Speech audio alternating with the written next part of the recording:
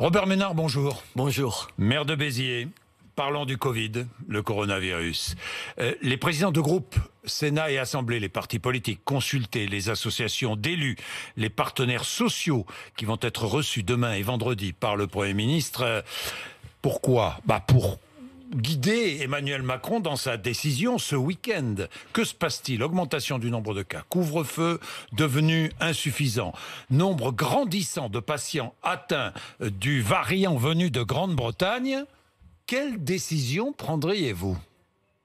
Honnêtement, d'abord, je suis pas prix Nobel de médecine. Alors, je dis ça parce que j'entends tout un tas d'hommes politiques dire il faut faire ceci, cela. Honnêtement, je suis bien en peine.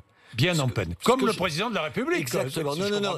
Il faut pas donner des leçons sans arrêt. Il a fait assez de conneries pour pas en rajouter en plus d'imaginaire. La seule chose que je sais, c'est que la situation chez moi, par exemple, dans l'Hérault, elle n'est pas la même qu'à Nice ou à Strasbourg.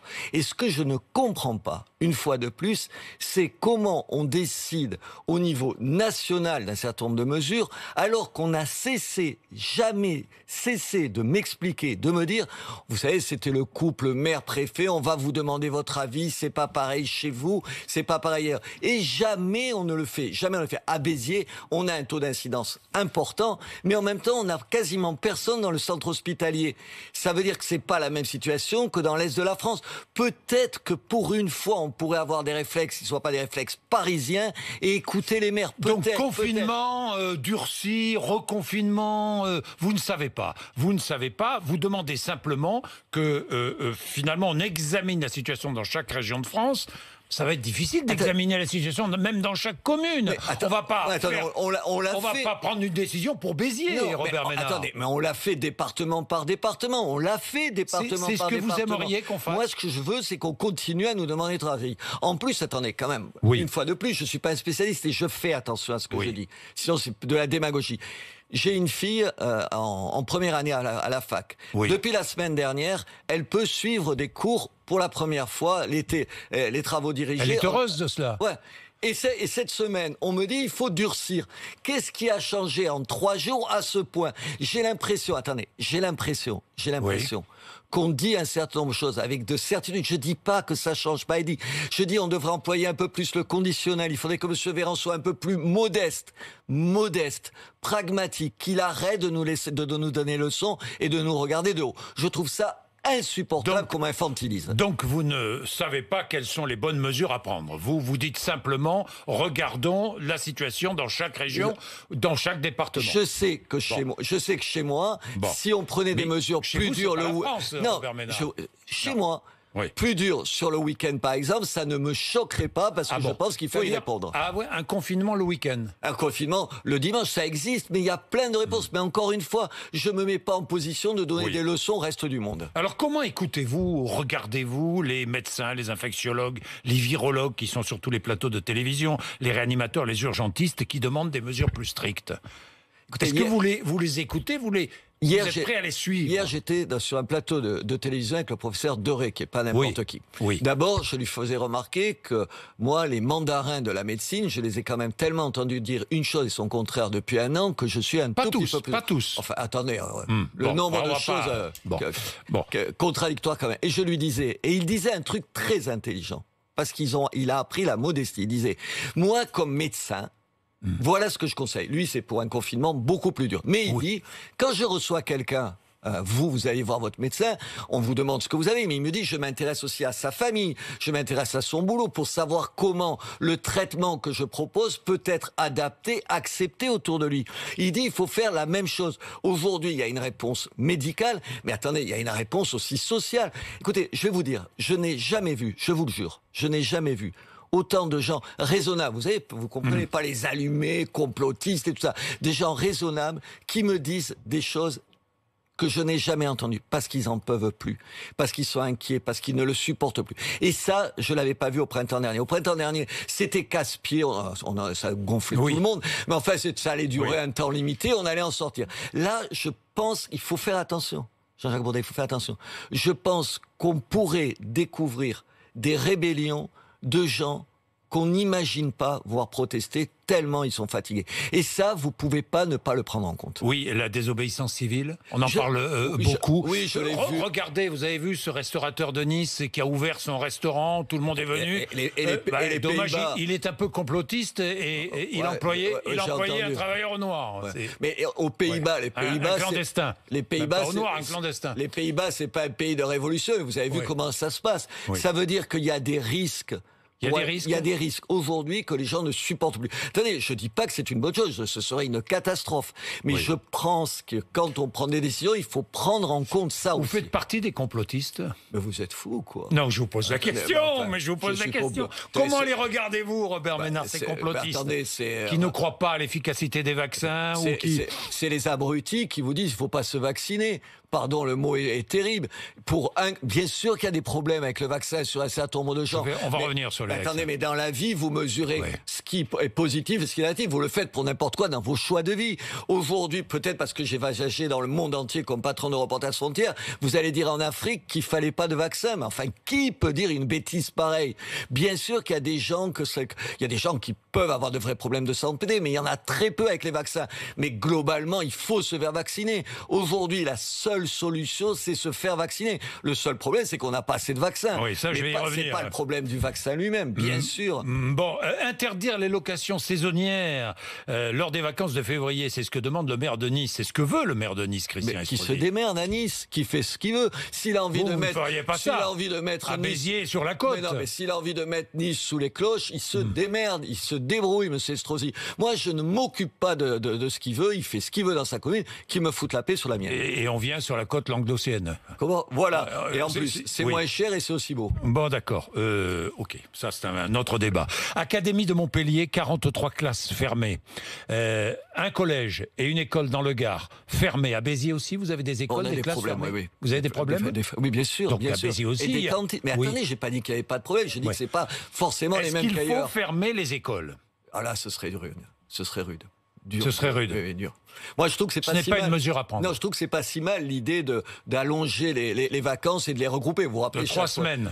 Et tous en même temps. Tous en même temps. Écoutez, c'est autant de gens qui vont moins se croiser, des parents d'élèves qui vont moins être ensemble devant les écoles. C'est une espèce d'amélioration du confinement ou de ce qui se passe en ce moment, des mesures actuelles qui est pas inutile. Je trouve que là, il y a une piste peut-être. Vous avez vu la décision belge? Pas de vacances à l'étranger pour les Belges. Écoutez, attendez, juste, je peux faire un mot de politique quand même. Allez-y, mais oui. C'est de la politique. Oui, bien sûr, non, mais de politique, il peut paraître politicienne, parce que vous avez entendu, je ne veux pas dire forcément du mal des gens pour dire du mal. Du gouvernement, vous voulez pas dire du mal pas systématiquement, mais là... Vous n'êtes pas un opposant systématique. Mais non, heureusement que je ne suis pas un opposant systématique, c'est stupide. Non, mais en même temps, Emmanuel Macron, sur les frontières, au début du confinement, aujourd'hui, c'est de l'idéologie, c'est-à-dire comme c'est des gens qui ont toujours dit, mais rappelez-vous, moi je suis pour les frontières depuis une éternité. Vous êtes pro-européen. Je suis pro-européen, mais pour des frontières. Ces gens-là, ils détestent tellement ça. Ils sont tellement imbibés d'idéologie, imbibés d'idées toutes faites, qu'ils ont retardé la mise en place des frontières, la fermeture des frontières, de façon stupide. Je pèse mes mots, stupide. Autant, je dis, il y a des domaines où je ne sais pas ce qu'il faut faire, autant là-dessus, c'est des préjugés, leurs préjugés. Vous savez, de ces gens qui étaient pour la mondialisation de tout craint, qui ont vanté l'ouverture tout craint de tout de notre pays à tous les vents et tout, et qui nous traitaient de quasi-fachos parce qu'on disait le contraire. La mondialisation pour les vaccins. Hein. Comment Robert Ménard, heureusement qu'il y a de la mondialisation pour les vaccins. Attendez, qui s'en sort pour le mieux pour les vaccins en ce moment Qui a le plus de vaccins? Qui s'en sort le mieux? Les pays riches. Non, chez nous. Attendez, 62% des doses administrées dans le monde l'ont été dans les pays riches qui ne représentent que 16% de la population. Vous avez sillonné le monde, Robert Ménard.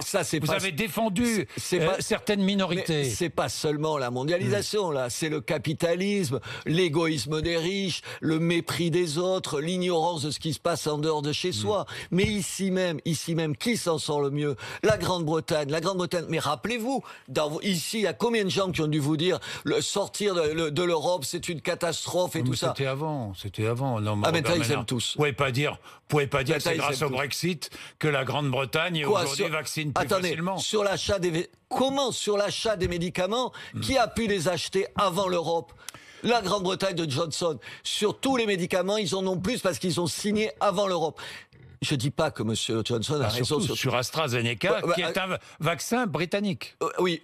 Attendez, et sur la petite entreprise, et sur le petit laboratoire dont j'ai oublié le nom, vous savez, qui est en France et qui va vendre d'abord aux États, qui va vendre d'abord en Grande-Bretagne. C'est qui? Parce qu'ils ont signé, il l'a dit le patron, je l'ai entendu sur votre antenne, expliquer ils avaient eu d'abord l'argent des Anglais avant le nôtre. Ce que je veux dire, c'est que de temps en temps, la bureaucratie bruxelloise, on la découvre maintenant. Et quand on l'a dénoncée, on se faisait montrer du doigt, de la même façon que pour les frontières. Bon, vous achèteriez des vaccins où? Parce que j'entends tout le monde dire il faut plus de doses. Mais où les acheter et à qui? Où sont-ils les vaccins? Où sont-elles ces doses? Attendez, mais... Elles n'existent pas. Non, mais attends, vous rigolez. Il fallait se poser la question avant. On nous a fait le coup. Attendez, j'ai un peu de mémoire. Je vous le redis, je critique pas pour critiquer. Mais sur les masques, les conneries qu'ils nous ont dit. Sur les tests, les conneries qu'ils nous ont dit. Et aujourd'hui, sur la logistique qui accompagne le vaccin, mais c'est le bordel. Mais le problème, attendez, mais je dis pas que c'est simple. Mais où vous achèteriez des vaccins, des doses de vaccins? À quel endroit? Attendez, mais quand je vois comment aujourd'hui un certain nombre de gens, et pas des gauchistes ou des droitistes invétérés, disent si à Bruxelles on était allé plus vite, si à Bruxelles on avait plus joué la carte de ça, si à Bruxelles on avait accepté de mettre plus d'argent sur la table à un moment donné, au tout début, on n'en serait pas là. Moi, je constate simplement qu'à Béziers, chez moi, on pourrait vacciner avec les équipements qu'on a 5000 personnes par semaine. On ne peut pas en vacciner 900 parce qu'on n'a pas plus. Et oui, mais attendez, quand vous dites aux gens, vous avez dit aux gens pendant des semaines que la seule solution c'était le vaccin, que les gens qui avaient plus de 75 ans, il fallait surtout les vacciner, et qu'après vous découvrez la pagaille comme elle est, pardon, votre crédibilité, elle en prend un coup. Bien, il y a d'autres pays dans le monde, enfin je ne vais pas donner des exemples, mais le Japon par exemple, qui est un pays très avancé, on le sait, où il y a beaucoup de personnes âgées, le Japon, ça gronde au Japon. Le Japon ne commencera sa vaccination que fin février. Attendez, il y a des problèmes de fourniture de vaccins partout. De doses. Je ne veux pas défendre le gouvernement, je dis que c'est un problème mondial. C'est un problème mondial. C'est ça la mondialisation. Non, bien sûr. Je vous dis pas ça. Ce que je vous dis, c'est qu'il faut être plus réactif, de faire confiance au privé. 3, à un moment donné, il faut défendre les intérêts de la France avant ceux de l'Europe. Bien, Robert Ménard, ne plus vacciner les personnes âgées, les confiner strictement, vous avez entendu cela aussi. Est-ce que la vie d'une personne de 80 ou 85 ans a moins de valeur que la vie d'une personne plus jeune? C'est dégueulasse de dire ça. Enfin, vous avez des parents, moi j'ai ma mère, enfin, c'est un truc intenable. Vous allez leur dire qu'ils pèsent moins. Qu'est-ce que c'est cette société? Ça, c'est un vrai problème. C'est François de Closet qui défendait cela sur l'antenne d'RMC hier matin. Il défend ce qu'il veut. Mais enfin, une société, la grandeur de notre société quand même dans cette affaire de Covid, ça a été... Et là, il faut dire, le gouvernement, vous voyez, pour ça que j'essaye de ne pas être caricatural, aujourd'hui, et dès le début, il a mis la santé des gens avant l'argent, quand même, avant les affaires. Et ça, c'est la grandeur de notre société. Bien sûr, c'est ce qui nous différencie des sociétés barbares et difficiles. Oubliez les vieux, les vieilles personnes. J'allais dire les vieux, il faut plus dire comme ça, il faut dire les aînés. Enfin non, mais je rigole parce que c'est pas péjoratif. Dans ma bouche, c'est pas péjoratif. Honnêtement, ce serait le signe d'une déliquescence, d'un abandon, d'un repli sur l'égoïsme de chacun à vomir. Vous êtes favorable au certificat vaccinal, pourquoi? Mais parce que c'est une évidence. Si on veut en sortir, il faut vacciner les gens. Vous avez des enfants. Vous les avez mis à l'école. J'ai des enfants, je les ai mis à l'école. Vous vous êtes élevé, vous, en disant, il faut, à l'époque, quand j'étais, c'était le BCG, vous vous rappelez? Oui, bien sûr. Mais non, vous avez fait vacciner vos enfants pour les amener à l'école parce que c'est une évidence. Tout à l'heure, vous me parliez du monde. Moi, j'ai sillonné le monde. Il y a des continents entiers, s'il n'y avait pas les vaccins, mais ce serait une catastrophe sanitaire. Comment on peut dire non. Comment on peut dire? Vous parliez du complotisme. C'est ça le complotisme. C'est cette bêtise qui fait dire aux mêmes qui acceptent de vacciner leurs enfants pour aller à l'école, qui est obligatoire, qui vous disent « Ah non, mais liberté, tu rigoles, on va quand même pas m'obliger à faire ça. » Eh oui, Coco, on va t'obliger à le faire, parce qu'à un moment donné, ton ego, ton choix personnel, il passe après l'intérêt de tout le monde. C'est ça, la solidarité. La solidarité, c'est s'oublier 5 minutes avec les idées qu'on a en tête. Arnaud Montebourg disait, ici même, c'était en novembre, il était mon invité à votre place, il disait « La société qui va sortir du coronavirus sera explosive ». Vous pensez la même chose que lui? Je crains qu'il ait raison. Je crains que, quand vous vous rappelez, au printemps dernier, c'était « Ah, vous verrez, l'après-Covid, ce sera formidable, on aura tiré les leçons de tout ça. » On tire aucune leçon. On le voit bien qu'on tire aucune leçon. C'est pour ça qu'il y a des réponses politiques à apporter. C'est pour ça qu'il y a des réponses. Non, c'est pas pour le plaisir de parler de la politique. Mais je vais vous en parler. Mais un prêt à taux zéro pour les 18-25 ans, les jeunes souffrent. C'est une idée qui court aujourd'hui. C'est de la démagogie à l'état pur. Et le RSA pour les 18-25 ans? C'est de la démagogie à l'état pur. Attendez, c'est open bar cette société. Vous allez donner 10 000 euros à des gens en leur disant « Tu en fais ce que tu veux. Si le type il a envie d'en faire n'importe quelle connerie, vous lui donnez 10 000 euros. » Mais enfin, c'est éduquer les gens dans quel sens? C'est faire croire quoi? Que l'argent coule à flot et que parce que vous êtes jeune et que vous souffrez. Moi, j'ai des enfants, je sais à quel point c'est difficile aujourd'hui pour eux. Mais en même temps, je dis pas n'importe quoi. Je veux bien que pour 1 an et demi des élections, chacun à droite, à gauche, partout, fasse des propositions en dépit du bon sens, mais quand même, on pourrait au moins apprendre une chose de cette crise. Être un peu plus modeste, un peu plus prudent et un peu plus précautionneux avec y compris les intérêts de notre pays, y compris financiers. Alors Robert Ménard, parlons de politique. 2022, il faut trouver quelqu'un d'autre que Marine Le Pen pour 2022. C'est ce que vous disiez, ça avait fait beaucoup de bruit ici même. Avec moi, c'était au début de l'été. Est-ce que vous avez trouvé cette autre personne? Non, mais c'est ce que vous disiez, Robert Ménard. Attends, j'ai pas dit la même chose que je change. Je dis que j'ai pas trouvé la personne. Vous n'avez pas trouvé la personne. Voilà, mais écoutez, Marine Le Pen, elle le prend mal, ce que je lui dis. Et là, en plus, vous avez vu, il y a eu un beau sondage pour elle. Oui. D'abord, je vous rappelle, vous devriez être prudent, et surtout à BFM ici, je vous rappelle pourquoi, parce que j'ai retrouvé un an avant les élections de 2017, il y avait eu un sondage fait par BFM qui disait que Marine Le Pen, vous vous rappelez, elle était en tête par rapport à François Hollande. En tête au premier tour. Par rapport à... Non, au deuxième tour. Au deuxième tour, oui, c'est vrai. Devant Hollande. Premier tour et deuxième tour. C'est encourageant tout ça pour elle. Mais je lui redis, alors elle peut hurler, c'est comme ça. Je dis, on ne gagne pas seul. On ne gagne pas seul. On a besoin d'alliés. On a besoin autour de soi d'alliés. Mais qu'est-ce que vous lui demandez? Alliés pour, c'est-à-dire, vous par exemple? Mais moi, je comprends pas d'alliés. Attendez, entre Marine Le Pen et Monsieur Macron, d'après vous, qui je choisirais? Évidemment elle, je suis pas fou. Elle est 1000 fois plus proche de moi et surtout, on s'en fout qu'elle soit plus proche de moi, elle est surtout 1000 fois plus proche des Français et de l'intérêt de la France. Donc il n'y a pas loin de doute. Je ne crois pas. Aujourd'hui, je continue à ne pas le croire. Je peux me tromper. Et peut-être, tant mieux, je me tromperai, je dirai des bêtises. Je ne crois pas aujourd'hui que Marine Le Pen soit en position de rassembler une majorité des Français. Ça ne met pas en cause ce qu'elle est. Mais avec qui doit-elle s'allier? Attendez, avec qui? Avec qui elle doit s'allier? Oui, avec qui? D'abord, une partie de ce qu'on appelle la droite hors les murs, c'est-à-dire de cette droite qui n'est ni le Rassemblement national, ni les Républicains, qui représentent un courant. Regardez, dans le sud, chez moi, on représente un courant. Et qui, aujourd'hui, a besoin qu'on lui dise qu'on peut s'allier avec les uns et les autres sans se rallier à tout ce qui... Mais quel geste attendez-vous? Moi, que sur un certain nombre de positions, des évolutions. Tenez, c'est-à-dire, un exemple. Un exemple. Sur la retraite, aujourd'hui, ça revient à la retraite.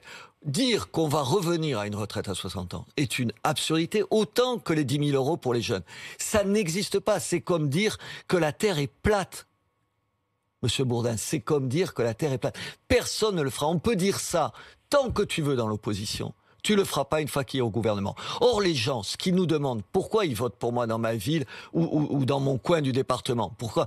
Parce que je dis pas de choses que je ne ferai pas. C'est aussi bête que ça. C'est cette morale qu'il faut s'appliquer. Il faut arrêter de faire des promesses dont on se dit, dont on sait au fond de soi qu'on ne les tiendra pas. On peut pas aujourd'hui, au moins qu'on apprenne ça du coronavirus, qu'on arrête de dire des choses qu'on fera pas. Robert Ménard, j'ai une dernière question. Le ministre de l'Intérieur a mis à l'étude la dissolution de Génération Identitaire.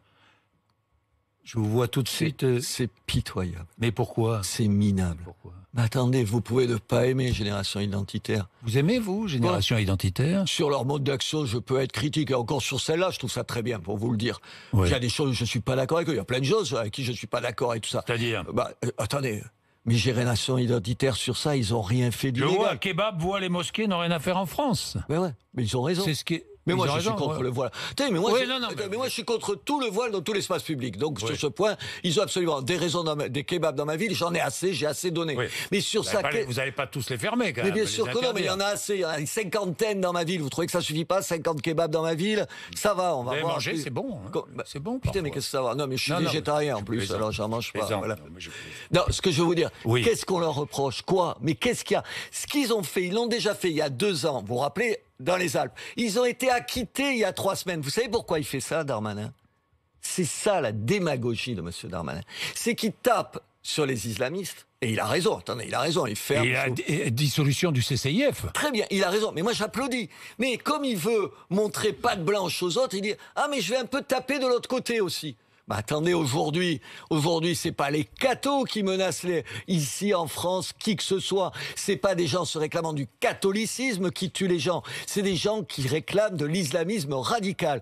Alors, Génération Identitaire, ils font ça. Il y a rien d'illégal. Et évidemment, il n'obtiendra jamais leur dissolution là-dessus. Mais il fait de la démagogie. Il monte patte blanche à la gauche en disant « Regardez, je tape un peu sur l'extrême droite ». C'est minable et archi minable. Bon, dernière chose, passage à tabac de Youri, à Paris, 9 mineurs interpellés.